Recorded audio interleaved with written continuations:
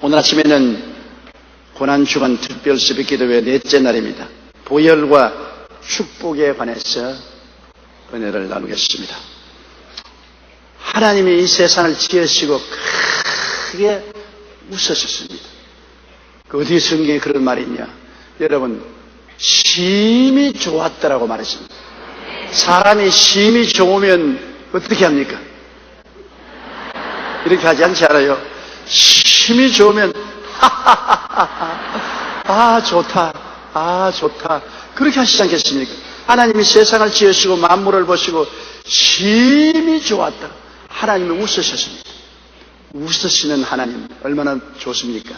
여러분, 우리도 하나님께서는 웃으라고 늘 말씀했습니다. 항상 기뻐하라. 쉬지 말고 기도하라. 범사에 감사하라. 내가 내게 말하니 기뻐하라. 다시 말하니 기뻐하라. 하나님이 기뻐하시는 하나님이기 때문에 우리가 기뻐해야 되는데, 우리가 기뻐하지 못하고 슬퍼하는 것은 죄로 말미암아 저주를 받았기 때문에 그런 것입니다. 저주를 받고 웃을 사람 없어요. 그러므로 저주는 죄로 말미암아 이 땅에 오게 된 것입니다. 창세기 3장 17절에 내가 네게 먹지 말라는 나무의 열매를 먹었은즉 땅은 너로 말미암아 저주를 받고 너는 내 평생에 수고해야 그 소산을 먹으리라. 인생살이가 얼마나 수고롭습니까? 수고하고 무거운 짐을 지고 진땀을 흘리고 피땀을 흘리면서 인생을 살지 않아요. 왜 그렇습니까? 그것은 우리 조상 아담과 하와가 하나님께 범죄했기 때문인 것입니다. 원래 하나님은 이 땅에 저주를 만들지 않았었습니다. 하나님은 정말 보기에도 아름답고 먹기에도 좋은 실과가 나는 에덴 동산을 만들었고, 하나님이 만든 만물은 보기에 심히 좋았습니다. 심히 좋은 세상이 저주를 받아 가시와 응급기가 나고 온통 고통과 괴로움이 꽉 들어차게 되는 것은 아담과 하와가 하나님께 범죄하고 하나님을 섬기지 않겠다고 작정한 때부터 이런 일이 생기는 것입니다. 예레미야서는 내 백성이 두 가지 악을 행하였나니 생수의 그런 데는 하나님을 버린 것과 스스로 웅덩이를 판 것인데 그 웅덩이는 물을 저축하지 못할 터진 웅덩이라고 말했습니다. 하나님을 저버리고 인본주의로 선 사람들은 복을 받지 못합니다. 그러므로 이 땅에는 오늘 저주가 횡행합니다. 어느 곳을 봐도 여러분 인생이 수고하고 무거운 짐이 있지 않습니까? 흑암과 고통이 있지 않습니까? 그 이유는 저주가 그 뿌리가 되는 것입니다. 로마서 2장 9절에 악을 행하는 각 사람의 영에는 환난과 공고가 있다. 우리들의 마음속에도 환난과 공고가 떠나지 않고 가정과 생활에도 환난과 공고와 수고와 무거운 짐이 떠나지 않는 것은 바로 죄로 말미암아 그 일이 다가온 것입니다. 그러므로 저주에서 벗어나기 위해서는 죄를 벗어나야 되는 것입니다. 죄가 있는 이사는 저주가 떠나지 않습니다. 어떻게 죄를 벗어날 수 있습니까? 나의 죄를 씻기는 예수의 피밖에 없냐고 우리가 찬송 부른 것처럼 예수님이 우리의 죄를 대신 짊어지고 십자가에 못 박인 사실을 우리는 알아야 되는 것입니다. 내가 십자가에 못 박이고 내가 채찍에 맞고 내가 중한 고통을 받아야 될 것인데, 예수님은 나를 대신해서 십자가에 못 박이고 채찍에 맞으시고 중한 고통을 당하셔서 나로 면케해 주신 것입니다. 왜냐하면 주님이 우리를 보실 때 우리는 죄의 대가를 지불할 수 있는 힘이 없습니다.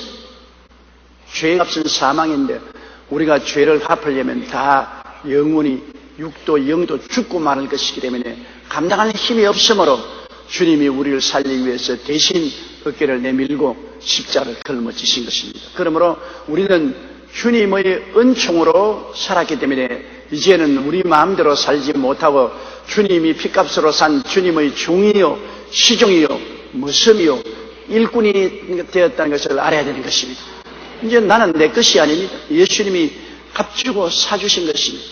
예수님의 것이요 예수님의 종이요 시종이요 모습이요 일꾼인 것입니다. 죄사함이 없이 축복을 받을 수는 없습니다. 그런데 보혈이 없이는 죄사함이 없지 않아요. 로마서 3장 25절에 예수를 하나님이 그의 피로서 믿음으로 말미암는 화목 제물로 세우셨다고 하셨고, 에베소 1장 7절에 우리는 그리스도 안에서 그의 은혜의 풍성함을 따라 그의 피로 말미암아 속량 곧 죄사함을 받았다고 했는 것입니다. 죄사함에는 그리스도의 피가 언제나 있어야 되는 것입니다. 피 흘림이 없으면 죄사함이 없습니다. 모든 과거에 예수님 모시기 전에 인류의 죄는 모두 다 짐승을 잡아서 피를 흘려 대속을 했습니다. 그러나 짐승은 사람이 아니니까 영원히 사람을 대속할 수는 없지 않아요. 예수님이 오실 예정은 되고 표상은 될지라도 완전한 대속물은 되지 못합니다. 사람이 사람을 속할 수 있기 때문에 하나님이 사람이 되어 오셔서 사람의 죄를 대신 짊어지고 피를 흘리신 것입니다.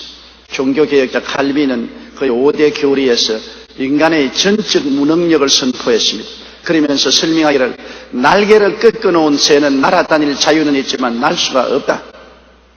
죄를 짓고 전적으로 타락한 인간 역시 하나님 앞에 설 자유는 있지만 하나님께로 근접할 수는 없다라고 말했습니다. 새가 날 수 있는 자유가 있지만 날개가 꺾어진 새는 아무리 날려도 날 힘이 없습니다. 날 수 있는 자유는 있어도 날 수 있는 힘이 없으니 못 나죠. 사람들도 다 하나님께로 나갈 수 있는 자유는 있지만은 죄 때문에 나갈 힘이 없습니다. 모든 사람이 죄를 범하였음에 하나님의 영광에 이르지 못합니다. 하나님의 영광에 비치면 다 죽어버려요. 구약시대에는 하나님을 보고 살아남을 사람이 없습니다. 어두운 데 있는 벌레들은 햇빛을 피합니다. 햇빛에 바짝 마르면 죽어버립니다. 비가 올 때 지렁이가 땅에서 올라와서 땅에 꿈틀거립니다. 뭣도 모르고 땅에 올라왔다고 좋다고 꿈틀꿈틀하는데 비가 그치고 햇빛이 비치면 지렁이는 어떻게 됩니까? 바짝 말라서 죽어버리고 마는 것입니다. 지렁이는 땅에 나왔다고 좋아하지만 햇빛을 두려워합니다. 햇빛이 비치면 그 광채 앞에서 말라서 죽어버린 것입니다. 사람들이 하나님 앞에 나오고 싶지만은 죄를 가지고 나오면 그 영광의 광채 앞에서 죽어버린 것입니다. 견디지 못합니다. 죄를 용서받고 의의 옷을 입어야 하나님의 영광의 광채를 즐거워하고 주와 함께 동행할 수 있는 것입니다. 그러므로 우리가 예수 그리스도의 피를 의지해서 죄사함을 받고 주님께서 의로운 옷을 입혀주시면 주의 의의 옷을 입고는 아버지의 영광 앞에 설 수가 있고 아버지 품에 안길 수 있고 아버지와 함께 동행할 수 있으니 예수의 피, 예수 그리스도의 의로움 이외에는 우리가 하나님 앞에 나갈 도리가 없는 것입니다. 죄사함이 없이는 하나님 앞에 나갈 수 없고 보혈 없이는 죄사함을 받을 수가 없는 것입니다. 그런데 죄는 율법을 어긴 것입니다. 하나님의 법을 어긴 것이 죄입니다. 아담과 하와가 지은 죄는 동산의 모든 실과는 다 먹되 선악과는 실과는 먹지 말아라. 먹는 날에는 반드시 죽으리라는 하나님의 법을 어기고 선악과를 따먹었기 때문에 죄를 지은 것입니다. 법이 없으면 죄가 없어요. 법이 있으니까 죄가 있죠. 그런데 하나님의 율법을 어기면 저주를 받습니다. 아담과 하와도 하나님의 법을 어기고 저주를 받아 땅에 가시와 은극히가 낳는 곳을 피땀을 흘리고 살아야 되겠지만 이스라엘 백성에게 준 하나님의 율법에도 법을 어기면 저주를 받겠다고 말한 것입니다. 신명기 28장 15절로 19절에 내가 만일 내 하나님 야훼의 말씀을 순종하지 아니하여 내가 오늘날 내게 명령하는 그의 모든 명령과 규례를 지켜 행하지 아니하면 이 모든 저주가 내게 임하며 내게 이를 것이니 내가 성을에서도 저주를 받을 들에서도 저주를 받을 것이 또 내 광교리와 떡반죽 그릇이 저주를 받을 것이 내 몸의 소생과 내 토지의 소산과 내 소와 양의 새끼가 저주를 받을 것이니 내가 들어와도 저주를 받고 나가도 저주를 받으려. 20절로 21절에 내가 악을 행하여 그를 잊음으로 내 손으로 하는 모든 일에 야훼께서 저주와 혼란과 책망을 내리사 망하며 속히 파멸하게 하실 것이며 야훼께서 내 몸에 연병이 들게 하사 내가 들어가서 차지할 땅에서 마침내 너를 멸할 것이며 그렇게 말했습니다. 여러분, 사람이 하나님의 법을 어기면 피할 수 없이 그 결과로 저주가 따라온다고 말하고 있는 것입니다. 아담과 하와도 법을 어기고 저주받았고 이스라엘 백성도 하나님의 법을 어기고 저주를 받아 나라가 망하고 온 세상에 흩어져 풍지박산되고 마는 것입니다. 금은 진주를 쓴 멕시코의 유명한 시인 아마도 네르보가 세상을 떠나기 전에 인생을 회개하면서 이런 시를 썼습니다. 내가 인생에서 단맛과 쓴맛을 뽑아낸다면 그것은 내가 단맛과 쓴맛을 심었기 때문이다. 내가 장미를 심는다면 결국 장미를 거둔다. 맞았어요. 사람이 무엇으로 심든지 그대로 거둡니다. 죄를 심고 복을 거둘 수 없습니다. 죄를 심고 평안과 소망과 기쁨을 거둘 수가 없습니다. 사람은 하나님을 속일 수 있다고 생각하는 것입니다. 그러나 무엇으로 심든지 그대로 거둡니다. 죄를 심으면 환난과 고통을 거두게 되는 것입니다. 죄를 심으면 저주를 거두게 되는 것입니다. 그러므로 하나님의 율법을 어긴 대로 우리는 그 결과를 받게 되는 것입니다. 사람들은 하루하루 살아가면서 하나님의 법을 어기고 하나님을 거역하고 죄를 심어도 입을 닫고서 무사할 줄 아는데 우주의 법칙은 그렇지가 않습니다. 우주의 법칙은 언제고 내가 심은 대로 다소간에 다 거두는 것입니다.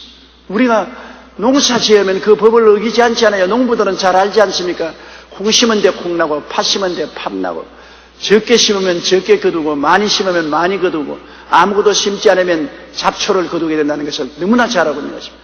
이것은 자연의 법칙뿐 아니라 우리의 영적인 현실 생활 속에서도 반드시 심은 대로 거두게 되는 것입니다. 우리의 행위가 하나님의 법을 어기면 징벌과 저주로서 거둔다는 사실을 우리가 알아야 되는 것입니다. 하나님 앞에서 율법을 어기는 씨앗을 심으면 반드시 저주를 거두게 되는 것입니다. 유명한 부흥사 이승목 목사님이 만주에서 사역할 때였습니다. 한 교회 집회를 가는데 사찰 집사님이 아편 장사를 해서 돈을 많이 벌고 있어요. 아편을 팔아서 많은 개인과 가정을 파멸시키고 있었습니다. 그래서 이승목 목사님이 당신 예수를 믿는다고 하고 교회 사찰로 있으면서 남의 생명을 파멸하는 아편 장사를 어떻게 하느냐. 그러니까 목사님, 내가 아들이 하나 있는데 이놈을 대학까지 공부시켜야 되므로 할 수 없이 아편 장사를 합니다. 이놈 대학 공부만 시키면 손 털겠습니다. 그런데 수년이 지나고 난 다음에 이승훈 목사님이 또 그 교회 가니까 그 사찰이 지금도 아편 장사를 하고 있거든.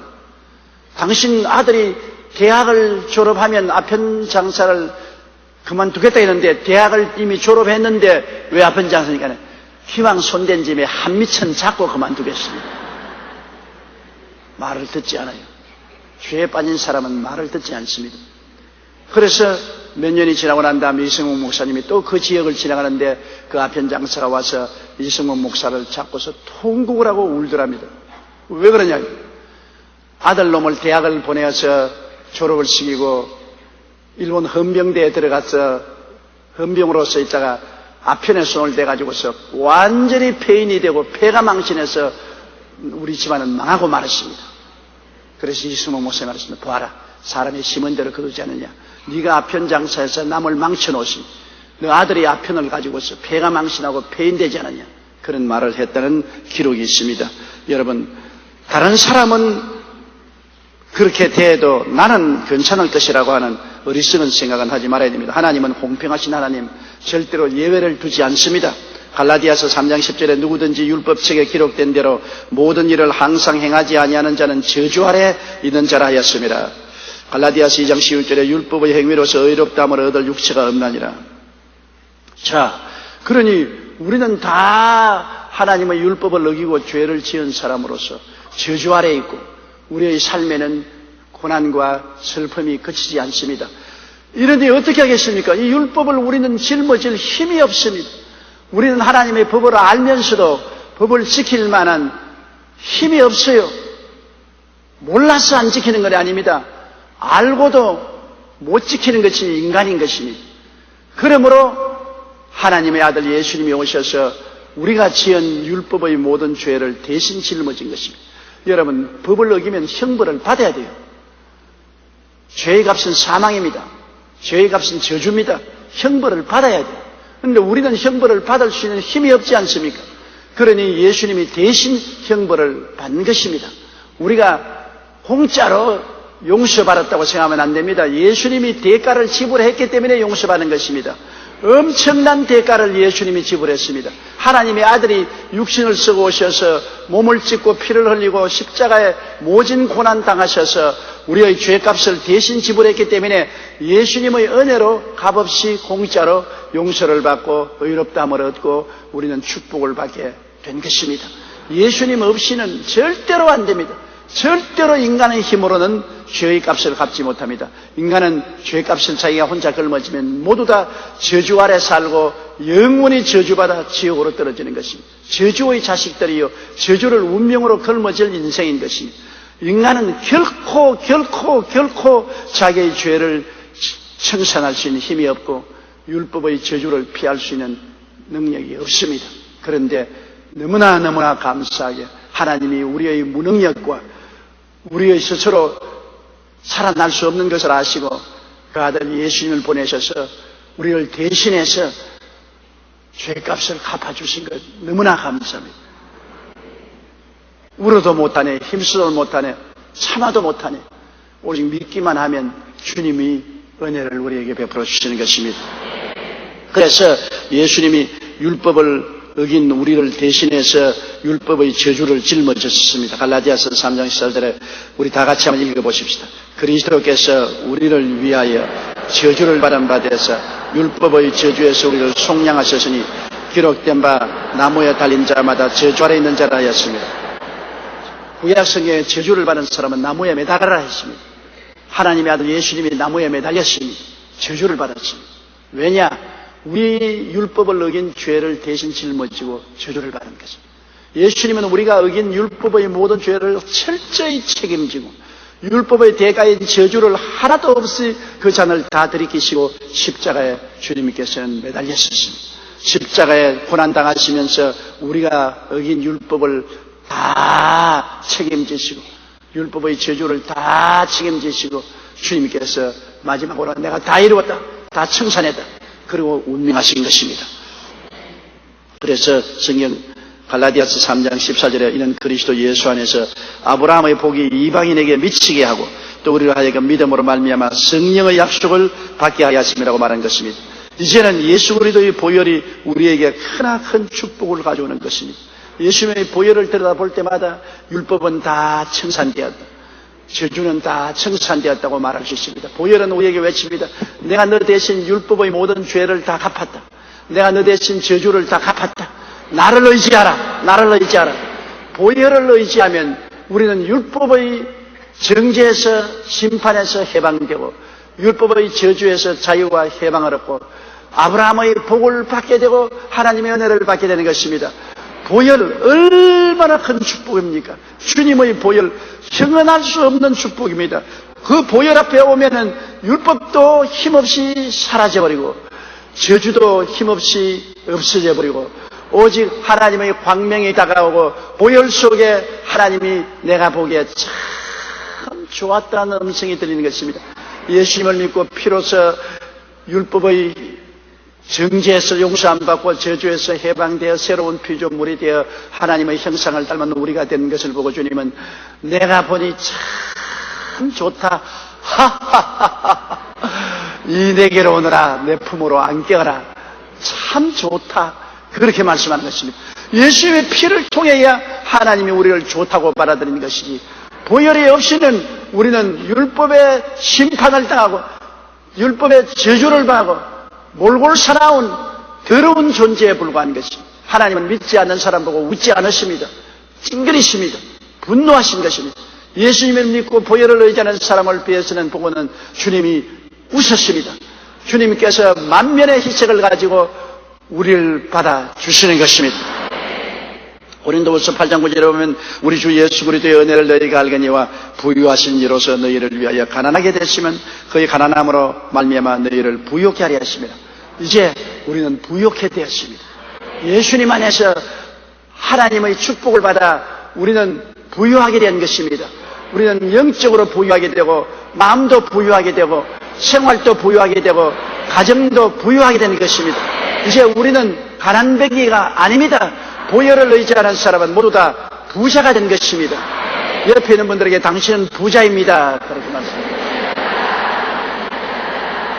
이제는 내가 나를 볼 때 가난뱅이로 보아서는 안 됩니다. 내가 나를 볼 때 가난하고 헐벗고 굶주리고 낭패와 실망을 당한 자로 보아서는 안 됩니다. 내가 나를 볼 때 예수님의 보혈의 능력으로 아브라함이 복을 받은 부자가 된 것을 믿고서 바라보아야 되는 것입니다. 나는 부자라.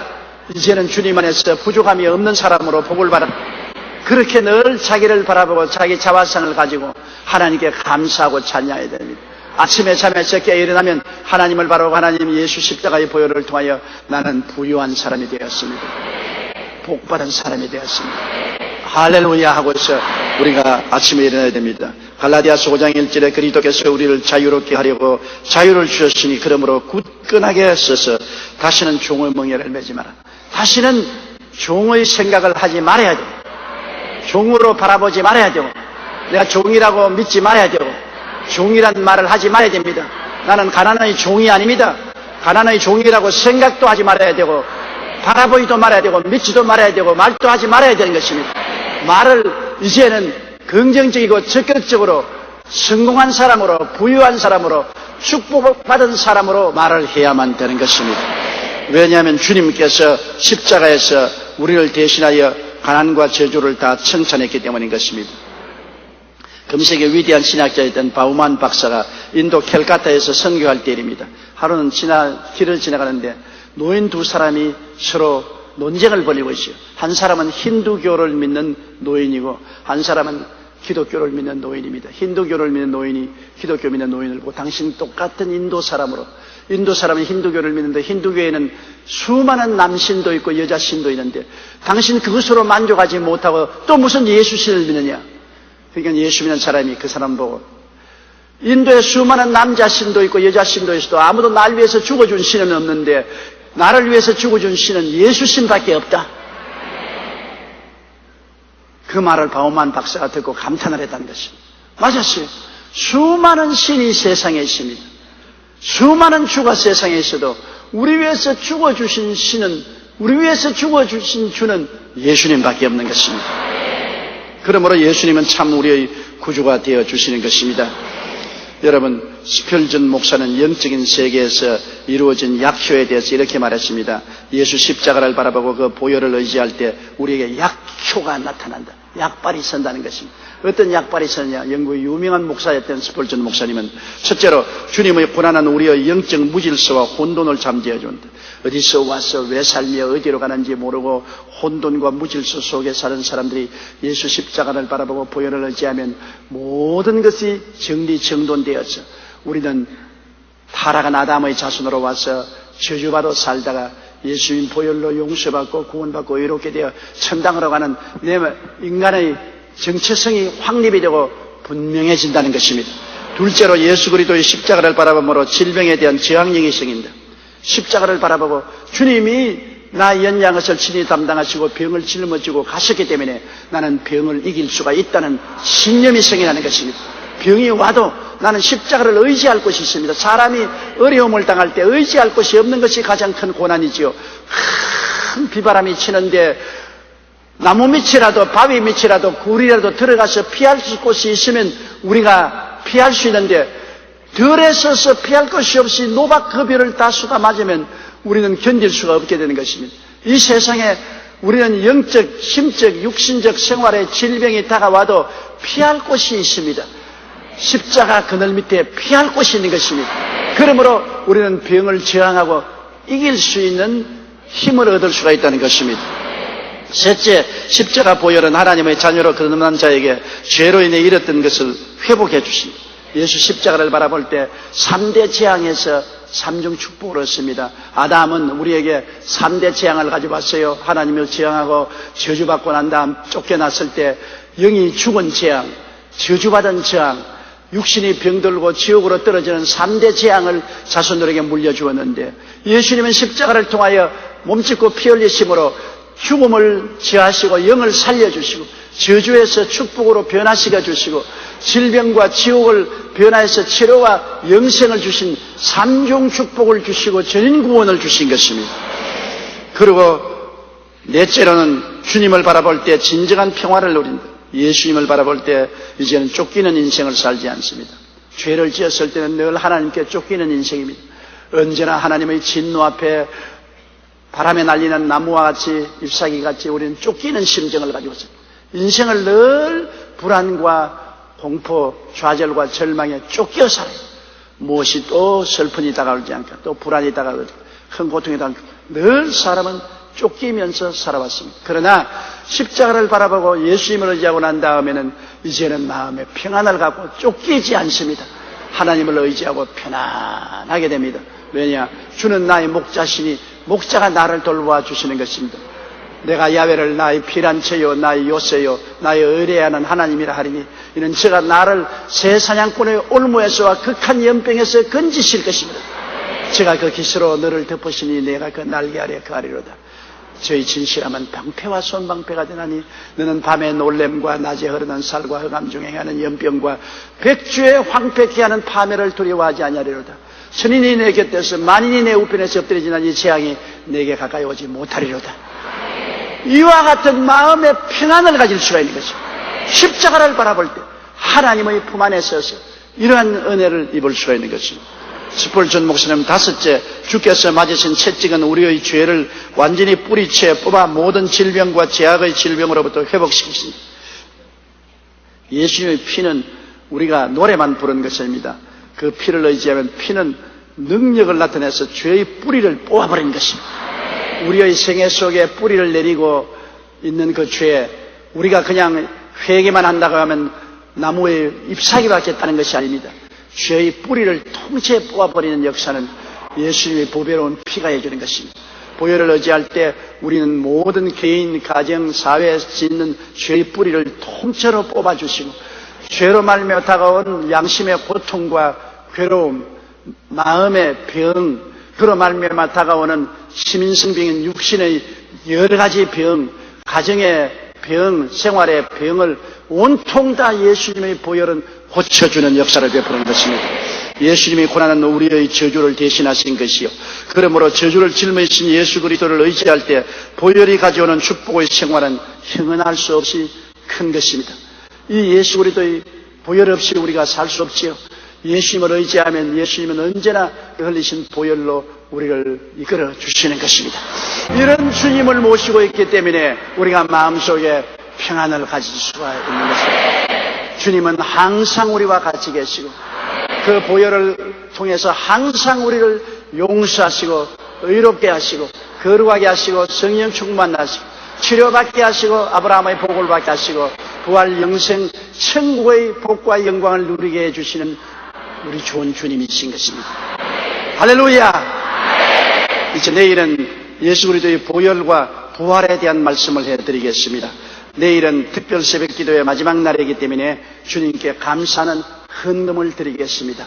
내일은 감사의 제물을 준비해서 성회에 출석하시기 바랍니다. 우리 다 같이 한번 기도드리겠습니다. 전능하신 하나님 아버지요, 예수 그리스도의 보혈이 우리를 저주에서 해방시켜 주신 것을 감사합니다.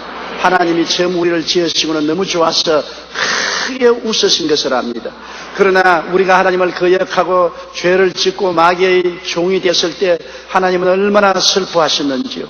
그러나 예수님이 오셔서 십자가의 보혈을 통하여 모든 율법의 심판을 다 대신 짊어지시고 율법의 저주를 대신 짊어지시고 우리를 죄의 심판과 저주에서 해방시켜 하나님의 형상을 닮았을 때 주님이 또다시 우리를 보시고 좋다시고 크게 웃으신 줄 알고 있사옵니다.